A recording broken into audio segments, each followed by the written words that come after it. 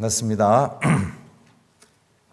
성경의 잠언 말씀, Proverb, 많은 분들이 좋아하는 책입니다. 또 이게 공교롭게 1장부터 31장까지 돼 있어서 한 달에 한 번씩 이렇게 다 읽기가, 한 달에 한 번이죠. 한 달에 한 권씩 잠언 전체를 읽는 것이 참 읽기가 좋게 되어 있죠. 저는 그 중에 특히 머릿속에 맴도는 이 잠언들이 있는데, 이것은 저에게 오늘 읽은 이 말씀은 그런 잠언 중 하나입니다. 저는 제가 사실 이 티네이저 시절에 처음 이 말씀을 들었을 때 이 말씀이 참 재밌었고, 또 한편으로는 이 말씀이 왜 이 성경에 여기 기록되었을까 하는 그런 신비한 마음도 있었고, 또 그때 그 선생님이 이 말씀에 대해서 설명을 해준 것이 그 교훈을 잊을 수가 없습니다. 오늘 본문 이 잠언 14장 4절 이 짧은 구절을 짧지만은 아주 강렬한 그림 하나를 보여줍니다. 구유가 없으면 소가 깨끗한 건가요? 소가 없으면 구유가 깨끗한 건가요? 보지 마시고. 틀린 거 아니에요? 구유가 없으면 소가 깨끗한 거 아니에요? 소가 없으면 구유가 깨끗하다. 여기서 구유는 여물통일 수도 있고, 성경 해석자들이 여물통을 말하기도 하고 외양간 전체를 말하기도 한다고 합니다. 어쨌든 소가 없으면은 여물통이든 혹은 외양간이든 깨끗하려니와 소의 힘으로는 얻는 것이 많다는 말씀입니다. 솔로몬은 소가 없는 외양간 모습을 이렇게 보여주죠. 소가 없기 때문에 소의 외양간은 깨끗하고 흠이 없습니다.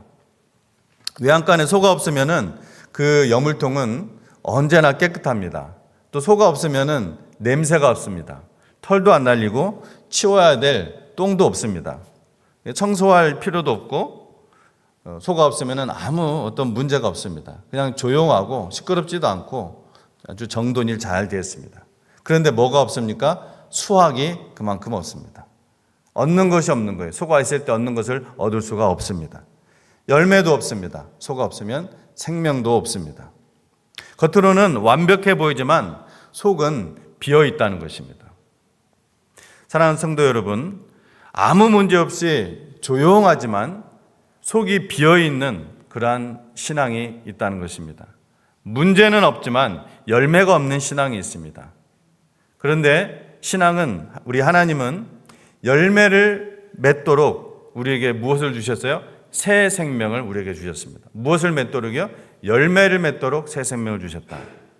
열매를 맺지 못하는 우리 삶의 가지들은 요한복음 15장에서 어떻게 하신다고 했죠?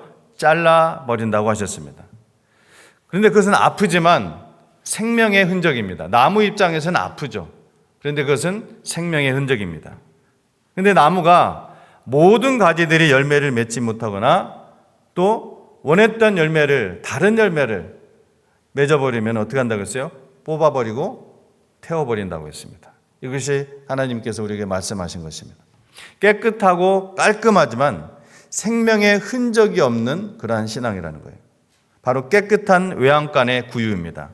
오늘 잠언 14장 이 4절 말씀을 통해서 영적으로는 조용하고 깨끗한 것이 항상 좋은 것은 아니라는 것을 여러분이 깊이 깨닫는 그런 시간이 되시기를 바랍니다. 하나님의 자녀가 되면은 성령님께서 우리 안에 들어오십니다. 이것은 하나님의 약속입니다. 나는 하나님의 자녀가 되는데 성령님이 내 안에 안 계시다라는 것은 아닙니다. 자기가 느끼지 못하든 혹은 자기가 정말 성령님을 안 받았든 하나님의 자녀가 아니든 둘 중에 하나겠죠. 예수님이 우리를 구원하셨을 때 하나님은 우리 안에 반드시 성령을 넣어주신다 약속을 하셨습니다. 그래서 성령님은 단지 감동을 주시는 분이 아니라 우리 안에 거하시면서 우리 하나님의 말씀을 읽을 때 그 말씀을 깨닫게 하시고 그 말씀에 부딪히게 하시고 그 말씀에 순종하게 하시고 또 우리를 계속해서 하나님의 자녀답게 만들어 나가시는 과정이 있습니다. 하나님은, 성령 하나님은 어떤 force, 어떤 에너지나 기운이나 내 감정이 아니라 인격적인, personal, 인격적인 person, 하나님이십니다. 그런데 성령님이 우리 안에 오시면은 어떤 일이 일어납니까? 성령님은 우리를 어지럽게 하십니다. 우리의 마음을 막 어지럽게 하세요. 성령님이 들어오기 전의 삶과 달라져요. 성령님이 우리 안에 들어오면 우리가 그냥 넘기던 죄가 이제는 어떻게 돼요? 마음에 찔립니다. 그냥 양심이 아니에요. 내가 성령님이 들어오기 전에는 그냥 자연스럽게 넘기던 것이 이제는 내 안에 성령님이 들어오면은 마음에 찔리는 것입니다. 하고 싶은 대로 말을 하면은 성령님이 그 마음을 딱 붙잡으십니다. 내 입술을 딱 붙잡으려고 할 때가 있습니다. 내 감정이 흘러가는 대로 살던 방식이 왠지 불편해지기 시작합니다. 누가 들으면요? 성령님이 내 안에 들으면. 내가 원하는 방식으로 하고 싶었는데 성령님은 복종을 원하십니다. 순종을 요구하십니다. 그 순간 내 삶의 구유가 흔들리는 거예요. 전에는 편했습니다. 전에는 조용했습니다. 전에는 누구도 나에게 말하지 않았습니다. 전에는 나도 나에게 말하지 않았습니다.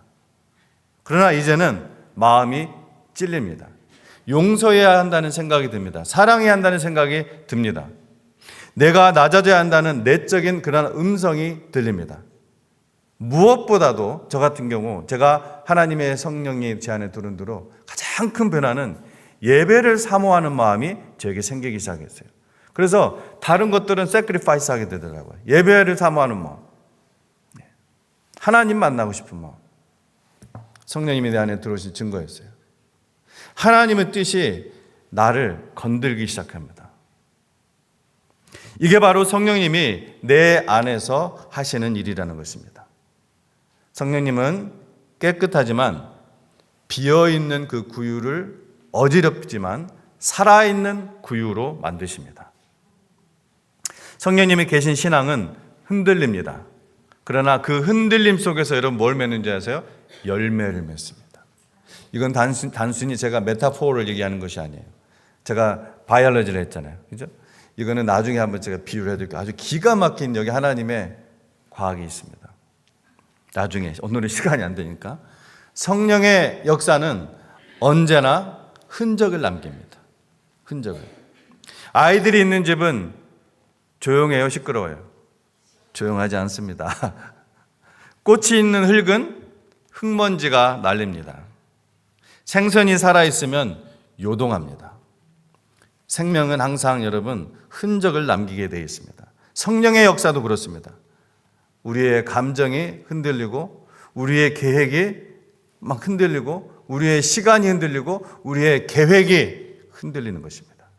하지만 그 흔들림 속에 하나님이 사람을 세우십니다. 하나님의 형상으로 세우십니다. 사랑이 자랍니다. 용서가 자랍니다. 우리가 클래스룸에서 그냥 배워서 받아쓰고 하는 것이 아니에요. 이런 것들은 우리 삶 전체를 흔들어 놔요. 우리의 믿음이 단단해집니다. 성령님은 깨끗하게 정돈된 모델, 그냥 아무 생명이 없는 그 모형 신앙을 원하지 않으십니다. 살아있는 신앙을 원하십니다. 풍성한 열매는 반드시 대가가 따릅니다. 자, 농부는 잘 압니다. 소가 있으면 외양간이 더럽습니다. 소가 있으면 당연히 외양간이 더러워져요. 하지만 소가 없으면 그만큼 수확이 없습니다. 성도 여러분, 우리의 신앙도 그렇다는 거예요.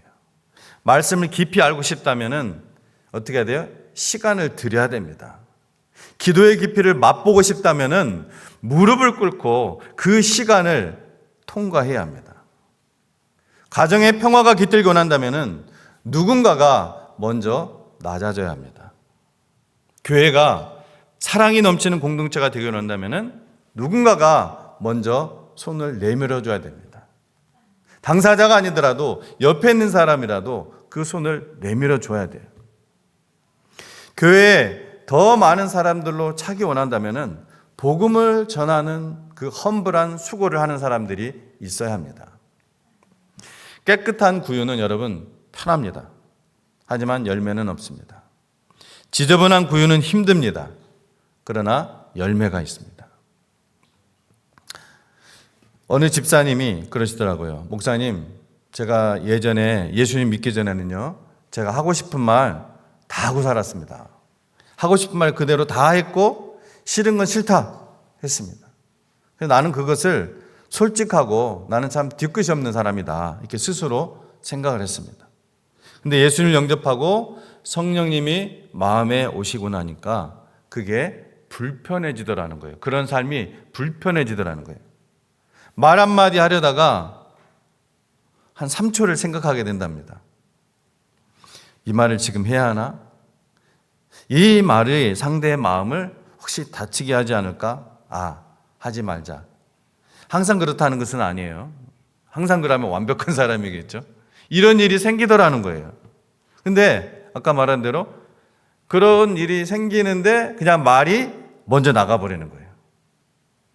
그리고 이제 집에 오면은 막 이불킥을 한대요. 그리고 이어지는 그 집사님 말씀이 압권이었어요. 목사님, 이제 성령님이 제 안에, 이것이 성령님이 제 안에 계시다는 증거인 것은 알겠는데 가끔은 성령님이 좀 한 30분만 좀 늦게 들으셨으면 좋겠어요. 이 말이 좀 저한테 굉장히 웃기는 그런 포인트였어요. 맞습니다, 여러분. 성령님은 우리를 불편하게 하십니다. 우리의 구유를 지저분하게 하십니다. 어지럽힙니다. 왜냐하면 우리 안에 새 생명이 자라고 있기 때문입니다. 여러분, 아기를 낳으면은 집이 깨끗해져요? 지저분해져요? 이건 말 하나만 하죠? 똥 쉬고 별일 다 일어나죠. 깨끗한 구유는 편하지만 텅 비어 있습니다. 어지러워지는 구유는 성령이 일하고 계시다는 증거입니다. 여러분, 무엇보다도 예수님도 이 구유를 통과하셨습니다. 예수님의 탄생을 보십시오. 예수님은 궁전이 아니라 어디에서? 구유에서 태어나셨습니다. 구유에서. 왜입니까? 우리의 현실 속으로 오시기 위해서입니다. 우리의 삶의 현실 속으로.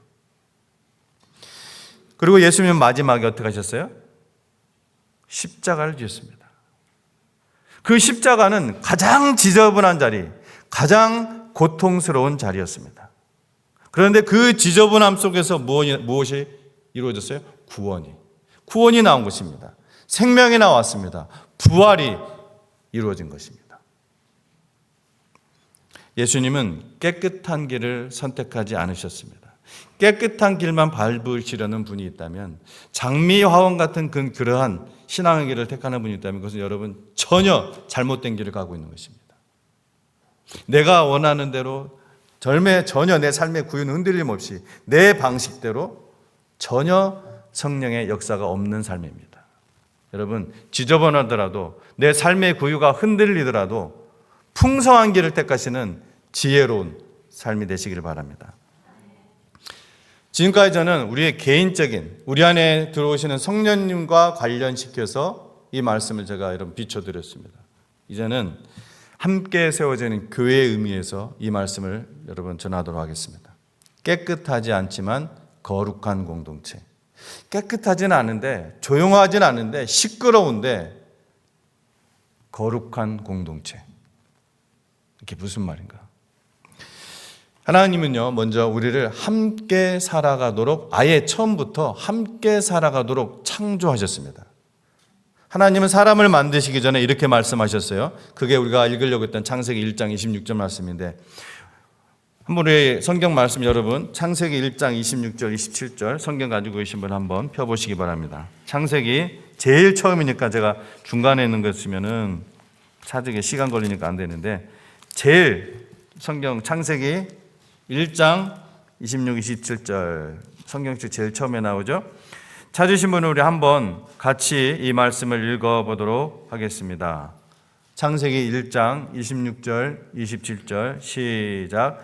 하나님이 이르시되 우리의 형상을 따라 우리의 모양대로 우리가 사람을 만들고 그들로 바다의 물고기와 하늘의 새와 가축과 온 땅과 땅에 기는 모든 것을 다스리게 하자 하시고, 하나님이 자기 형상 곧 하나님의 형상대로 사람을 창조하시되 남자와 여자를 창조하시고. 아멘.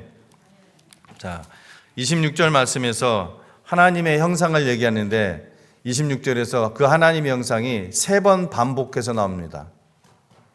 26절에서 3번 반복해서 나오는 그 단어가 뭐예요? 우리의 형상이에요. 우리. 하나님의 형상은 무슨 형상? 우리의 형상이에요. 우리. 여기서 그 중요한 단어가 바로 우리예요. 하나님은 성부, 성자, 여러분이 아시면 얘기하세요. 성령. 이 세 위격이 완전한 사람과 연합을 이루는 공동체적 하나님이시라는 거예요. 근데 하나님께서 바로 저와 여러분을 창조하실 때 어떤 형상으로? 우리라는 형상으로 창조하셨어요. 제 말씀이 뭘 이야기하려고 하는지 아시겠어요? 그냥 아우어 의미가 아니에요. 저와 여러분은, 인간은, 사람은 솔로로 사는 것이 아니라 우리로 살도록, 우리의 형상대로, 하나님의 형상대로 창조되었다는 겁니다. 하나님의 형상대로 지음받은 인간은 혼자 살도록 만들어진 존재다, 아니다? 아니라는 거예요. 절대 아닙니다. 우리는 함께 살아야만 건강하게 살 수 있도록 본질적으로 관계적인 존재로 창조되었어요. 사람 자체가. 그러므로 예수님께서 이 땅에 오셔서 하신 가장 중요한 일 중 하나는 뭐예요? 교회를 세우신 것입니다. 교회. 내가 내 교회를 세우리니, 여기에는 강력한 예수님의 의지가 들어가 있어요. I will. 강력한. 내가 내 교회 세울 거다. 여러분이 교회 한 사람 한 사람에 의해서 예수님께서 이 교회를 세우겠다고 하신 거예요. 신앙은 개인 프로젝트가 아니라 공동체 프로젝트라는 것입니다. 여러분, 그래서 요즘요, 방송국에서 일하는 사람이나 코미디언, 하여튼 이런 거 보면은요, 언제부턴가 꽤 오래됐죠? 어떤 용어가 많이 쓰여요? 프리랜서. 그죠? 프리랜서. 그러다 보니까 이 프리랜서가 모든 삶의 영역 속에 영향을 미치다 보니까 신앙생활도 프리랜서로 하는 분이 있어요. 여러분, 프리랜서처럼 신앙생활하는 분들이 있다면 이것은 뭐예요? 하나님의 인간 창조 목적과 반대되는 삶을 살고 있는 거예요. 우리가 예수님 믿기 전에는 그렇게 살 수 있죠. 순종할 말씀도 없고 아는 말씀도 없었으니까. 우리가 어떻게 창조되는지 아예 알지를 못하니까. 그것이 우리의 그냥 네이처였어요. 내 개인적인 삶. 그런데 우리가 이제 하나님의 자녀가 되었어요. 우리는 모두 다 하나님의 형상으로 닮아가야 된다는 것을 성경 속에서 계속해서 배웁니다. 근데 그 말은 뭐예요? 이제는 더 이상 프리랜서 없다는 거예요. 더 이상. No. 그것은 하나님의 창조 목적과 전혀 반대되는 삶을 살고 있다는 것입니다. 주님의 교회를 세우시고 내가 내 교회를 세우겠다고 하는데 아니요. 아닙니다. 교회 일도 프리랜서로 하는 것이 아니에요.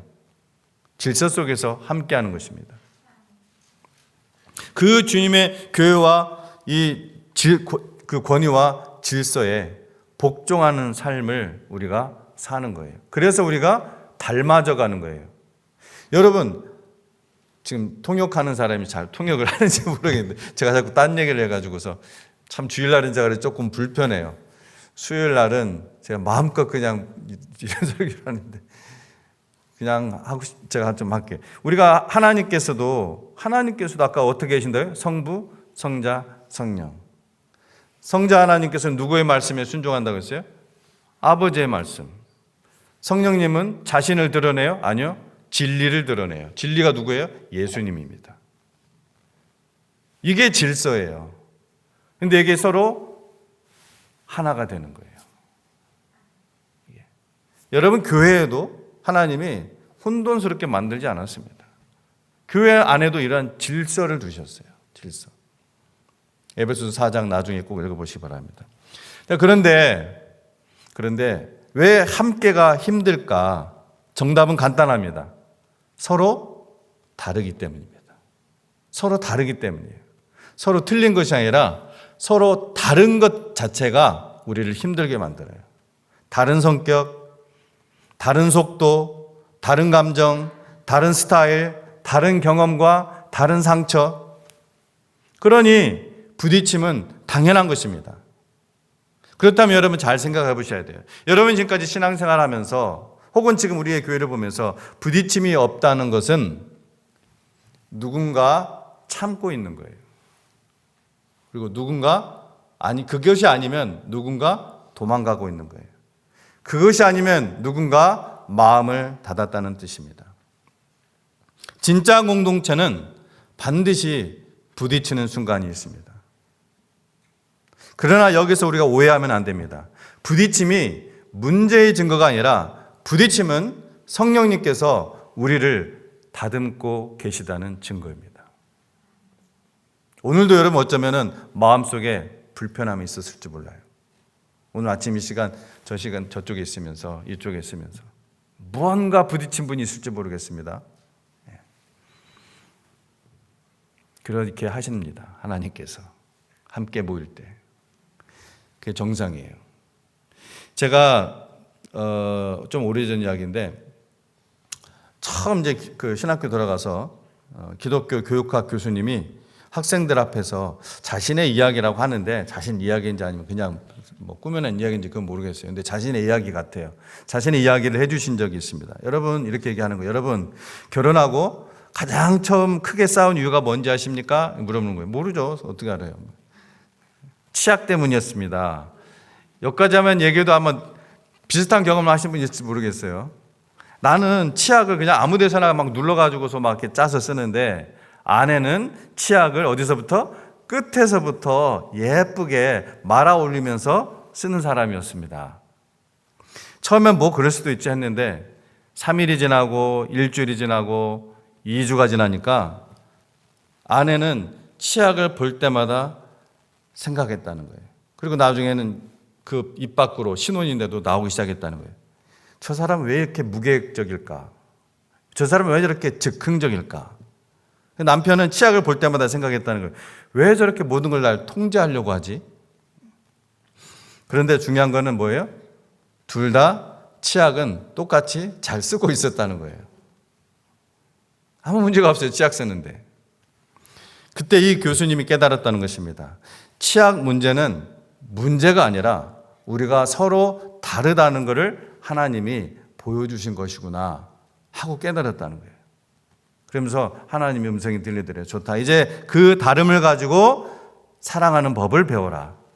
그것이 바로 둘이 한 몸이 되는 과정이다. 이렇게 말씀을 하셨대요. 맞습니다. 교회 안에서도 우리는 다릅니다. 그 다름이 불편합니다. 어떤 사람은 굉장히 외향적이에요. 속에 있는 거 다 얘기해요.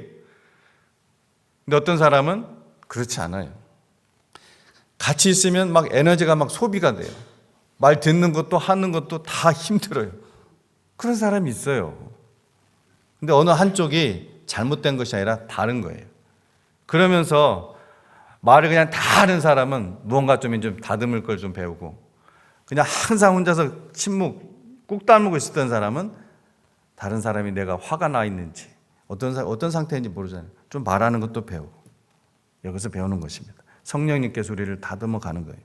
그 불편함을 통해 혼자 있으면 편한데 같이 있으면 불편해요. 그 불편함을 통해 다듬어지고 예수님의 형상으로 빚어지고 교회라는 성전으로 세워져 가는 것입니다. 서로 부딪혀야 여러분 성전이 되는 놀라운 원리예요. 성경은 교회를 하나님의 교회를 분명히 건물은 아니에요. 교회는 믿는 사람들의 무리입니다. 이게 교회예요. 이 건물입니다. 그냥 이거는 예배당.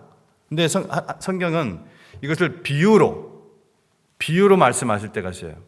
교회는 건물, 성전이다, 집이다 이렇게 비유로 말씀하실 때가 있습니다. 그리고 성전은 돌을 맞추어 쌓는 그러한 구조물이에요. 그렇죠? 돌은 그냥 그대로 맞지는 않습니다. 서로 닿는 부분이 어떻게 해야 돼요? 깎이고 모가 난 부분이 다듬어지고 표면이 갈리고 해야 이게 서로 돌이 쌓여져요. 하나님의 건물로 함께 세워져 간다는 것이에요. 그래서 부딪힘은 아픔이기는 하지만 파괴가 아니라 건축이에요. 부딪힘은 뭐라고요? 파괴가 아니라 건축입니다. 부서짐은 실패가 아니라 성숙입니다. 성숙. 교회 생활에서 여러분 갈등이 있습니까? 성령님께서 당신을 다듬고 계시는 것입니다. 여러분 용서할 일이 생긴다? 하나님이 당신의 사랑을 키워가고 계십니다. 내가 이전에는 이만큼밖에 사랑하지 못했던 사람을 용서할 일이 자꾸 생긴다는 것은 무언가 나한테 어떤 사람들이 자꾸 불편한 일을 만들고 실수를 한대. 근데 용서해야 되잖아요. 뭐가 커져요? 내 사랑이 더 커지는 것입니다. 겸손해야 하는 상황이 온다? 하나님이 예수님의 그 형상을 새기고 있는 거예요. 다듬고 있는 거예요. 그러므로 불편함은 하나님의 설계입니다. 불편함은 문제가 아니라 성령님의 공사 현장입니다. 아멘. 혼자 하는 것이 더 쉬워 보일 때가 있습니다. 우리는 때때로 이렇게 생각을 합니다. 차라리 혼자 하면은 더 편하지 않을까? 맞습니다. 혼자 하면은 깔끔합니다. 갈등도 없고 상처도 없고 고민도 없습니다. 모든 일이 그렇다는 것이 아니라 어떤 일들이 그렇다는 거예요. 어떤 일들은 너무 힘드니까 좀 같이 해줬으면 하는 게 있잖아요. 그러나 어떤 일들은 그렇지가 않아요. 혼자 하고 싶을 때가 있어요. 깔끔하고 상처도 없고 의견에 부딪힘도 없고 고민도 없고. 그런데 뭐가 없어요? 소가 없으면 수확도 없는 거예요. 구유가 없으면 소가 없으면 구유가 깨끗한 거예요. 깨끗하지만 수확이 없다는 거예요. 혼자 신앙생활 할 수는 없습니다. 하지만 우리가 열매를 얻는 그러한 삶을 살기를 원하는 것입니다. 혼자 일할 수는 있어요. 하지만 성령의 연합을 배우지 못해요. 또 혼자 예배할 수는 있습니다. 하지만 예수님의 몸된 그 교회의 의미는 깨닫지를 못합니다. 여러분 각자 예배 생활 하시잖아요. 주중에 찬양도 하고 기도하고 이런 어떤 리튜얼은 없다 할지라도 매일 여러분 하나님 찬양하고 예배하고 기도하고 생각하고 그런 예배의 삶을 살잖아요. 그러나 이렇게 혼자 예배하는 삶은 이 교회의 의미를 전혀 깨달을 수가 없어요. 만들어질 수가 없어요. 교회로. 신앙의 성장은 함께하면서 이루어집니다. 하나님은 다시 한번 말씀드리지만 프리랜서를 세우지 않습니다. 그래서 교회 안에 기름을 부어서 위임한 하나님의 그 교회를 위임한 목사를 세우고 질서를 세우는 것입니다. 그러므로 우리는 함께를 선택해야 됩니다. 함께. 마음이 상한 일이 있어도 교회를 포기하지 말고 관계가 힘들어도 사람을 밀어내지 말고 교회 오면은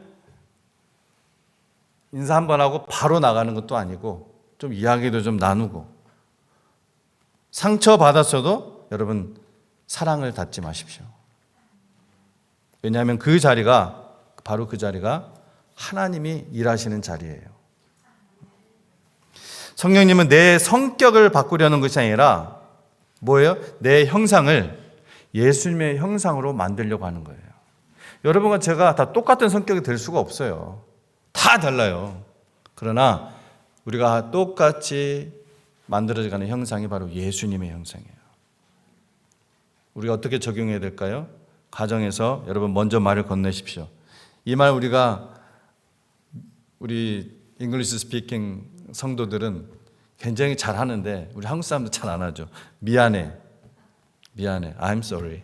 이 말을 잘 안 해요. 그죠? 고마워. 이 말도 잘 안 해요. 이제 어떻게 해야 된다? 미안해. 고마워.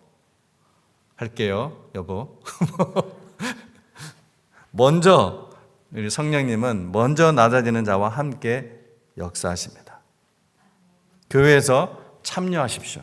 뒤로 빼지 마시고 섬기십시오. 관객으로 있지 마시고 몸된 지체가 되십시오. 관계 속에 들어갈 때 성령의 역사가 일어납니다. 또 기도와 말씀에서 감동을 그냥 기다리지 말고 시간과 자리를 정하십시오. 구유는 매일 채워져야 됩니다. 결론입니다. 바로 오늘 결론이 오늘 설교의 제목입니다. 깨끗한 구유 대신 풍성한 구유를 선택하십시오.